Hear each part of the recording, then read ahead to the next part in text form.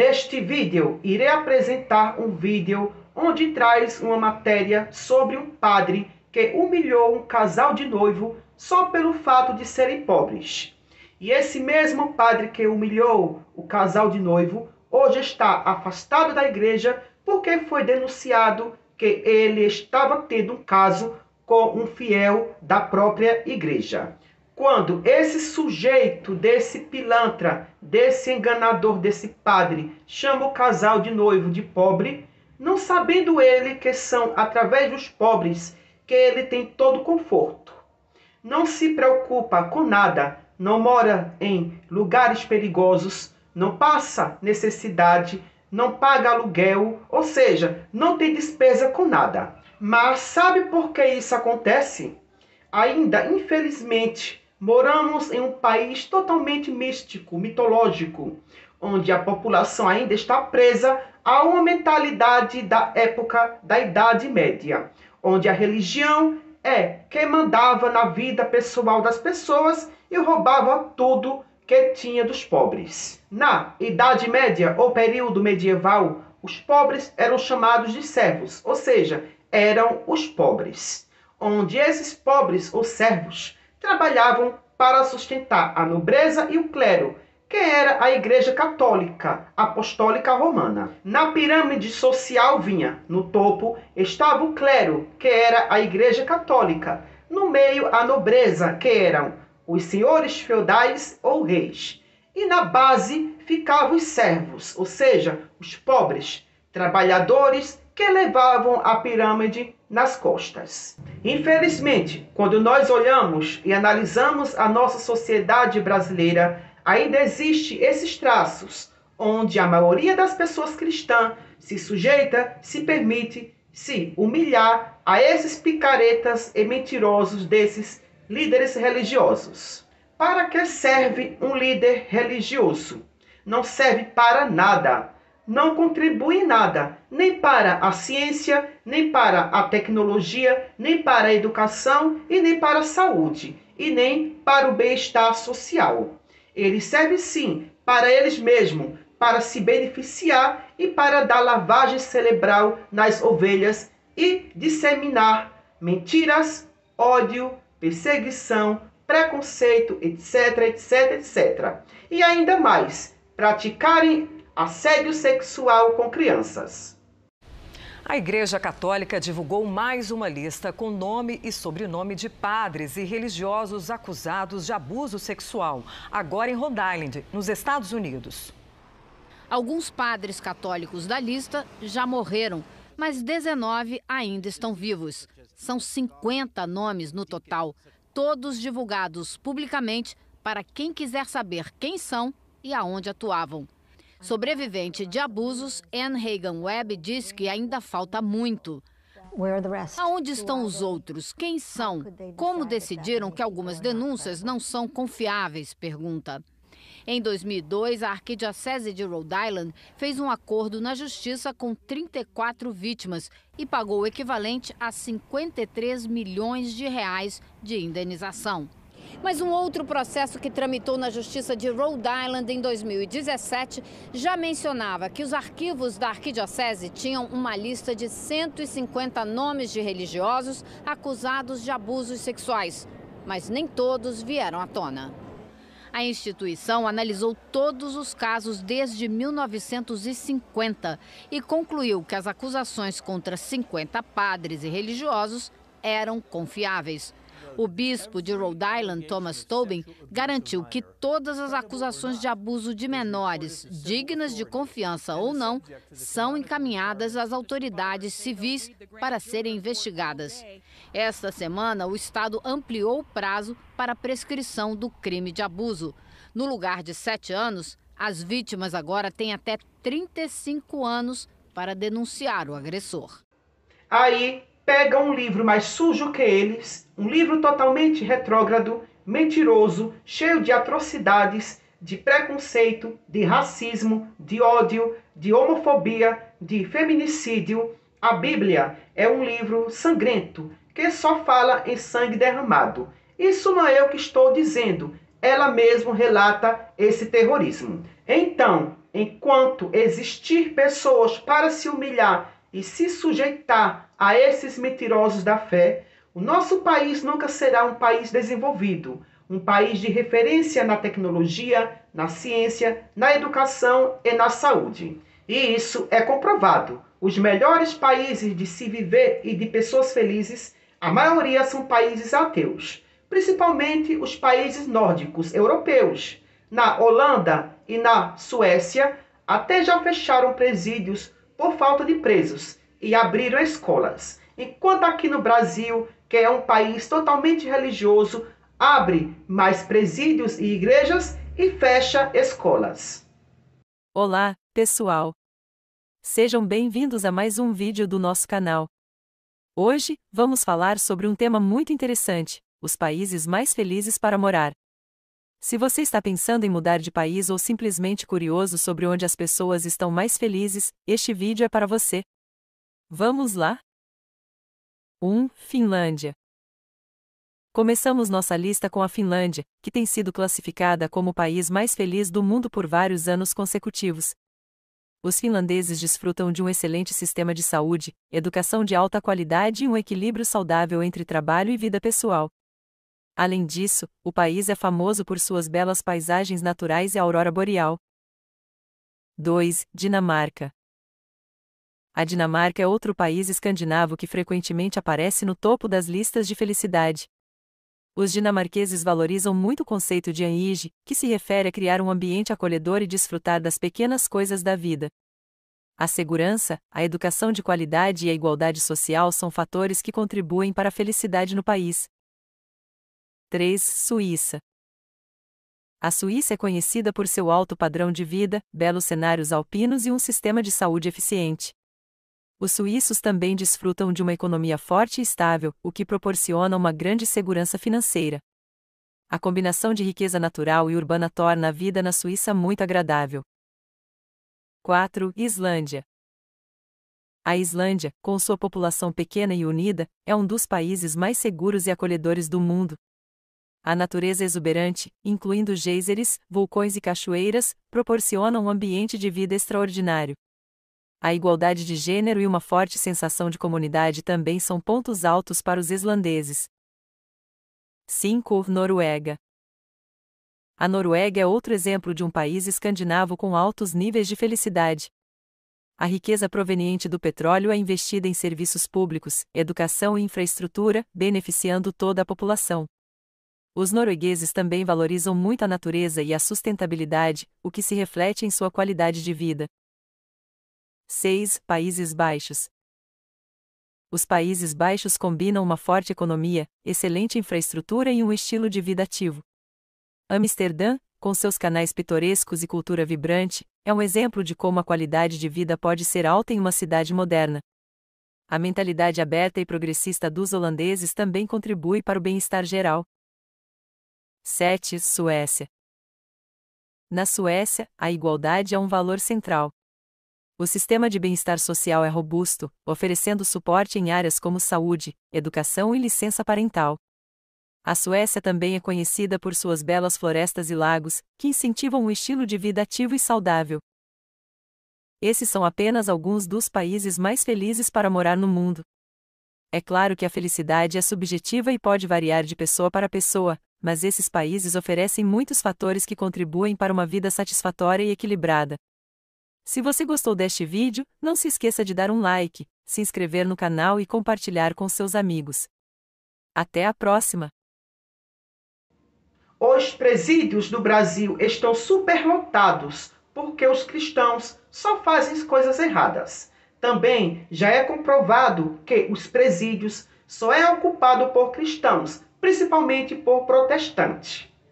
A primeira coisa que eu quero trazer para vocês é esse artigo acadêmico, tá, científico, que analisou mais de 25 indicadores, tá, onde ele vai mostrar a correlação, a dependência crônica das religiões populares e as disfunções psicossociais. E aí o artigo ele traz dados e mais dados, tá, análises gráficas, tudo fazendo essa correlação de interdependência. Ou seja, quanto mais religioso um país tende a ser, mais disfunções psicossociais aquele país tende a ter. Tá bom? Segundo esse site aqui, ó, Sul 21, né? Eles vão dizer o seguinte, ó: evangélicos compõem a maioria nos presídios, mostra a pesquisa. Do Paulo Lopes, o sociólogo Clemir Fernandes é coordenador de uma pesquisa que constatou, entre outros dados, que os evangélicos são incontestavelmente o grupo mais numeroso e disseminado nos presídios,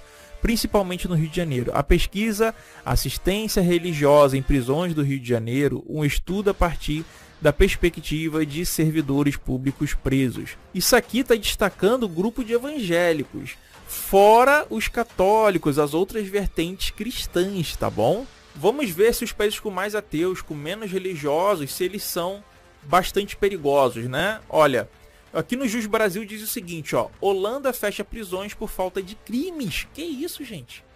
Um país ateu fechando prisões por falta de crimes? O que o Brasil pode aprender com isso, né? Então, veja que nos países ateus as prisões são fechadas porque não está tendo crime, galera. Não tem crime. Quanto mais igrejas fecham lá fora, mais prisões fecham proporcionalmente. Suécia fecha 4 presídios por falta de condenados. Taxa de encarceramento no país vem caindo desde 2004. Então, mais um país ateu ao qual não tem crimes, não tem presos. Tá? Então, não faz o menor sentido quando a gente compara o que o padre disse com a realidade.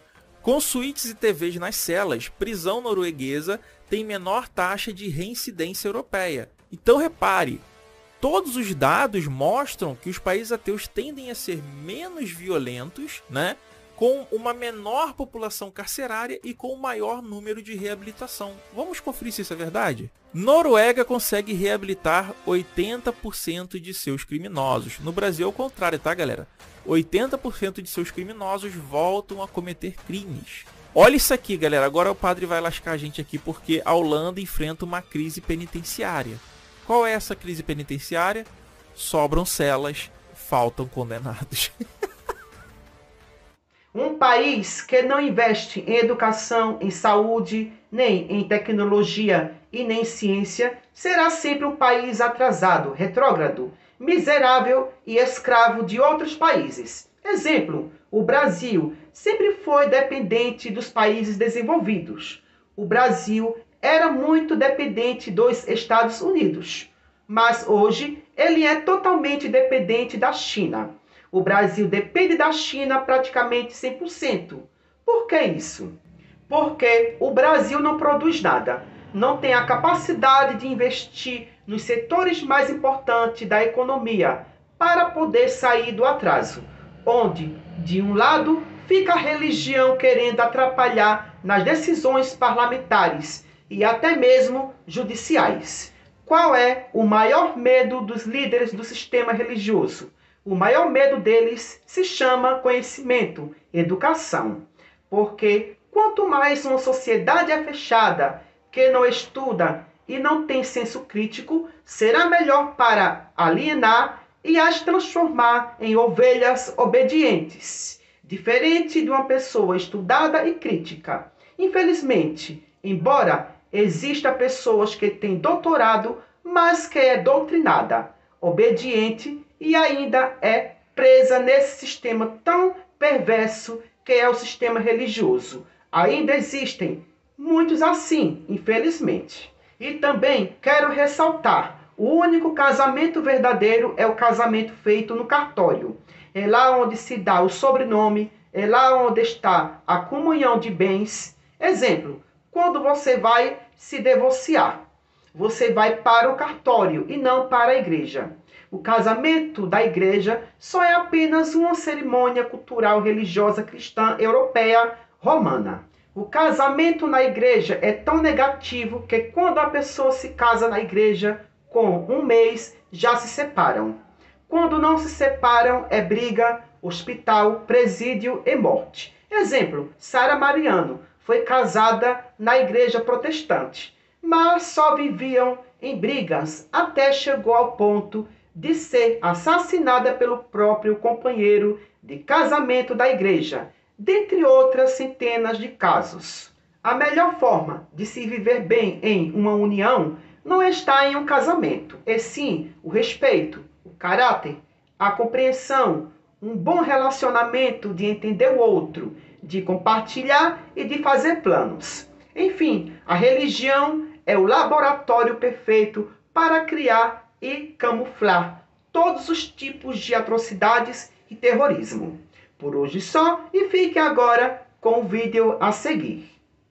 Estamos de volta com o Cidade Alerta Sergipe. Já vamos com a história do padre que reclamou da decoração do casamento, chamou um casal de noivos de pobres durante uma missa. Novas polêmicas envolvendo ele. Vamos relembrar, começar tudo do comecinho mesmo. Em janeiro, o padre José Raimundo Soares Diniz, da paróquia Senhora Santana, no município de Boquim, falou mal da decoração de um casamento. Disse que percebia ser bem simples e que eles deveriam ser pobres. Isso foi nacional, viu? Notícia nacional. Vamos relembrar. Não vou dar comunhão aqui na nave central, porque este tapete está fazendo vocês escorregarem, porque não é tapete, é um negócio muito devagar, que escorrega, né? Para não dizer que é coisa ruim, né?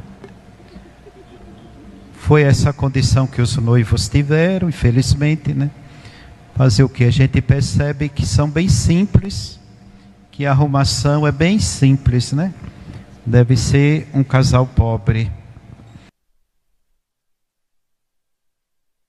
Grande, minha gente. Vixe, não gosto nem né? Um padre que tem que estar ali acolhendo todas as pessoas, pobres, ricas, qualquer pessoa, qualquer classe social. Em vez de acolher, ele está ali falando mal, né? Mas, enfim, esse padre foi afastado. E o motivo nem tem a ver com esse fato. A gente vai ao vivo entender. Presta atenção. Um fiel diz que tem um relacionamento com esse padre há cerca de um ano e começou a ameaçá-lo. Vamos entender melhor como é que isso aconteceu? Lucas Moura, que história, viu? Boa noite. Boa noite, Mariana, a você mais uma vez e a todos que nos acompanham. Pois é, mais uma história do padre José Raimundo Soares Diniz, que era, hoje não é mais, está afastado, o padre responsável pela paróquia de Nossa Senhora Santana, lá no município de Boquim. Mariana, a história é mais ou menos o seguinte, e lógico que a gente trabalha sempre no campo das hipóteses, né, do que teria acontecido, mas tudo que eu vou trazer agora e vou relatar para quem está nos acompanhando no Cidade Alerta, eu trago com base em um relatório, em um depoimento, na verdade, que teria um relato que teria sido dado pelo próprio padre à polícia no momento em que ele realizou a denúncia. E eu vou explicar para que todos possam nos entender. O padre teria procurado a polícia para fazer uma denúncia, dizer que estava sendo extorquido. A polícia perguntou por quem ele estava sendo extorquido e ele disse que era por um homem com quem ele tinha um relacionamento há aproximadamente um ano. Ele chegou a relatar, inclusive, à polícia, isso é o que nós temos de informação, teria relatado à polícia, que, inclusive, teria conhecido esse companheiro em um momento de confissão, no confessionário. Veja que situação. Conheceu, eles começaram a se relacionar e trocaram fotos íntimas, registros íntimos, um do outro. Pelo menos esse é o relato. Esses registros íntimos eles foram trocados, mas em um momento de desentendimento, quando eles não estavam mais juntos, enfim, o homem que se relacionava com esse padre decidiu extorquí-lo. O padre relatou à polícia, isso o padre contando à polícia, a informação que nós temos. O padre teria dito à polícia que os valores solicitados pelo companheiro ou ex-companheiro chegavam à casa dos R$70 mil. Veja só o valor. O padre, obviamente, com medo das fotos serem divulgadas, porque ele não queria pagar esse dinheiro, ou mesmo não o tinha, enfim, aí é uma questão que o envolve, que o assiste, ele decidiu procurar a polícia e fez a denúncia. O homem, o ex-companheiro do padre, foi preso em flagrante na cidade de Boquim no momento em que ia receber o dinheiro. A polícia, obviamente, se trata de um crime. O homem estava extorquindo o padre.